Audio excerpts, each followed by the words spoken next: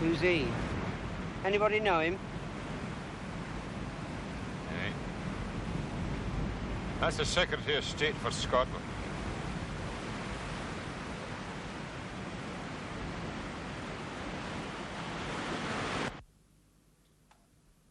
Will you? You ask in spite of what I've done to your Scottish policy at the conference? No, I'm asking because of what you did to my Scottish policy. Now look, David, quite apart from what you did, this killing means that my policy will have to wait. But it also means that I now have a stronger bargaining position with the Scots. Despite your revelation about that letter saying the Scots still want total independence. In fact, although the letter on its own was disastrous, the letter plus the death of poor Cellier gives me quite a strong hand to play. Which means that I need a strong man in the Scottish office so that I won't be torn to pieces by the baying hounds who want blood for this, while I negotiate once again with the Scottish nationalists. And who better than the man who stood up against me in conference and proved that the Scots were not acting in good faith? You're a national hero. You are the only logical choice. My wife isn't going to like it. Oh, I'm glad, David. I'm very grateful. Yes, sir. Draft a paper for the palace on the appointment of the Earl of Thorganby as Secretary of State for Scotland. Sir. Could you give me something to reassure her after all my predecessor was assassinated? Oh, my dear fellow, you'll be very closely guarded indeed. Well, I suppose that's only sensible. What I really meant was, what are we doing about the Scottish Liberation Army? Well, we are trying to find the top man. Naturally. We've got one or two good leads. Is the Secretary of State for Scotland not supposed to know about it? The strongest lead we have is your goddaughter, Suki.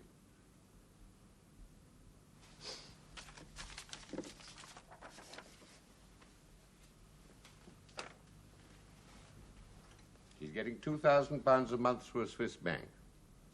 She draws it all in cash. Still want to take the job? Oh, yes. I do it for that reason alone.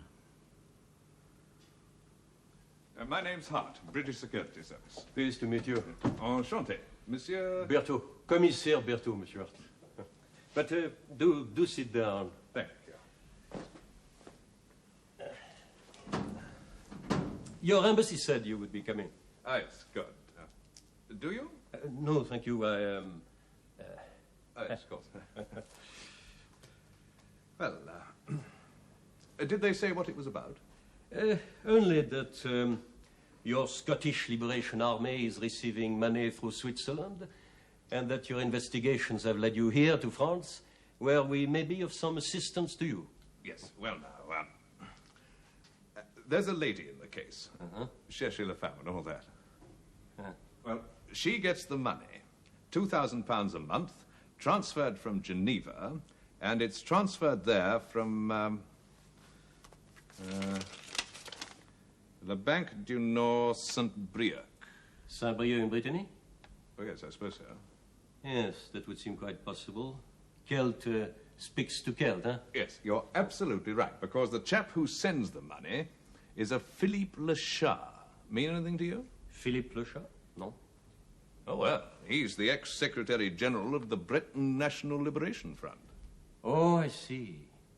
But there is nothing unlawful in his sending his lady friend money for the cause? No, but we more than suspect that he's sending guns and ammunition, too. So I thought perhaps one of your chaps might help me to take a closer look at his activities. This is all I've got so far. Rue Valandré Erquy, retired fish merchant, age 56. Personal friend of Serge Buchholz.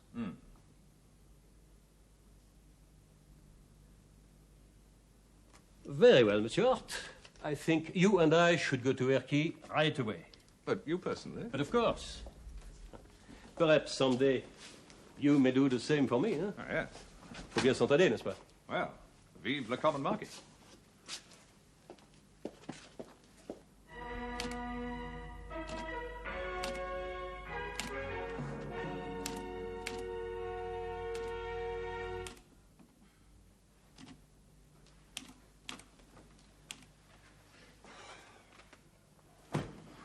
Good God.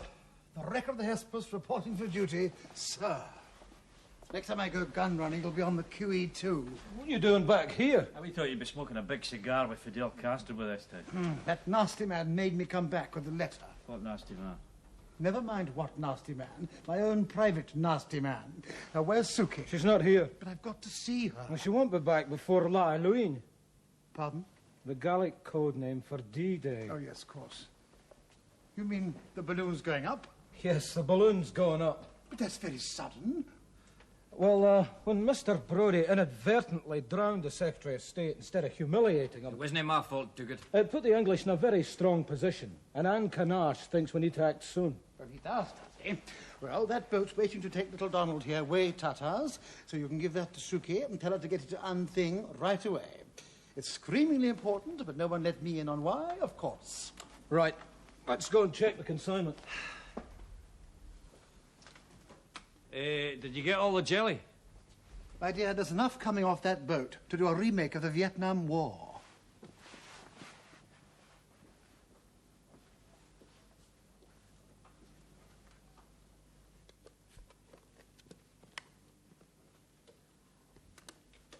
He's late.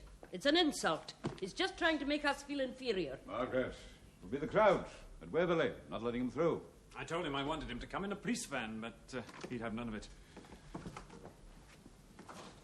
Well, they're giving old Thorganby a lot of stick down at the station. He'll be ages yet. Good morning. Morning. I wonder if you'd give my colleagues and myself just a couple of minutes. Of course, Mr. Henderson. Thank you.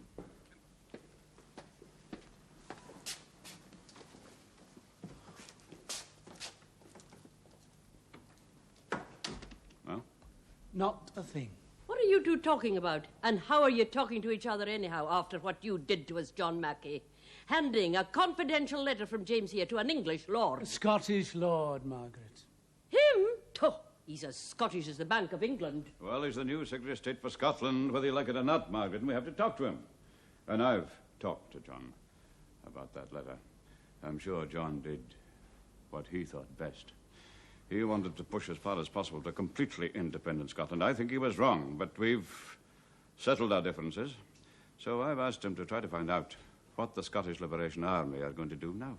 I thought he might be able to find out. I'll tell you what they're going to do. They're going to sweep the English into the sea. That's what they're going to do. Yes, that'll solve all our problems. Nothing. Nothing. And I can't see them giving up at this stage in the game. Let's hope not. James, are you coming round to violence? No, I am not. But it is convenient.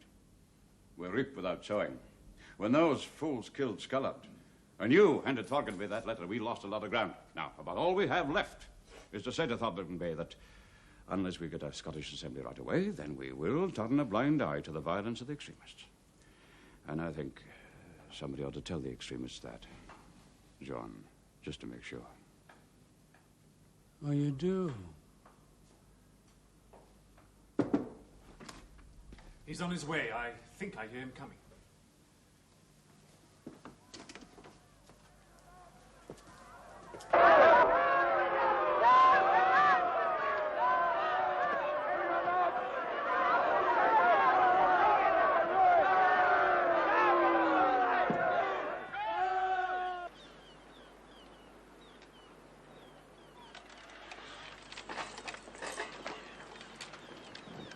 Merci.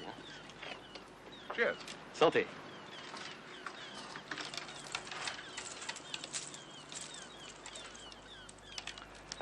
Philippe Lachard, age 56, retired fishmonger. Personal friend of Serge Buchholz, minister in the French government. Well-known international communist. Is clean. He sends £2,000 a month plus arms and ammunition to a bunch of hooligans in Scotland. Idealistic hooligans. And there's nothing we can do about it because there's no evidence about the arms. How does he get away with it? I mean, somebody's doing a lot of covering up in high places. Someone must be doing very nicely for turning the other eye. And perhaps in your department. Oh, I doubt that, Monsieur Hart. Look, something has just occurred to me. One remaining possible lead. I will go and make a telephone call. Ah, that's it. Leave no foy unturned. I don't understand you, Henderson. You and I don't agree about the future of Scotland, but I am trying to put myself in your shoes. If these violent hooligans come out on top, they'll throw you aside at once. You'll find yourself in a bed sitting room in Earl's Court, living on dreams and margarine, like all the other clapped-out social democrats who thought they could do business with extremists.